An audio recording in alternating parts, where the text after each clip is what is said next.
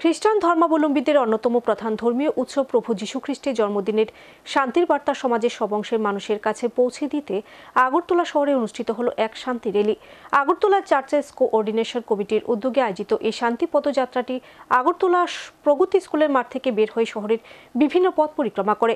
আর এই পদযাত্রায় অংশ নেন শহরের খ্রিস্টান ধর্মাবলম্বী লোকেরা।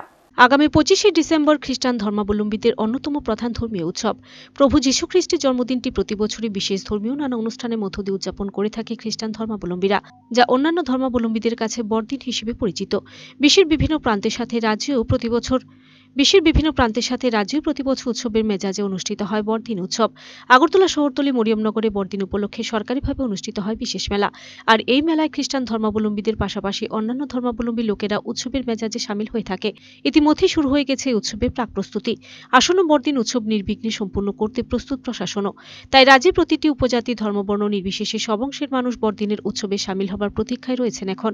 এদিকে খ্রিস্টান ধর্মাবলম্বীদের অন্যতম প্রধান ধর্মীয় উৎসবকে সামনে রেখে শান্তির বার্তা সর্বত্র ছড়িয়ে দিতে রবিবার আগরতলা অনুষ্ঠিত হল এক শান্তি পদযাত্রা। আগরতলা চার্চেস কোঅর্ডিনেশন কমিটির উদ্যোগে আয়োজিত শান্তি পদযাত্রাটি শহরের প্রগতি স্কুল ময়দান থেকে বের হয়ে শহরের বিভিন্ন পথ পরিক্রমা করে। আর এই পদযাত্রায় সামিল হন শহরের খ্রিস্টান ধর্মাবলম্বী লোকেরা।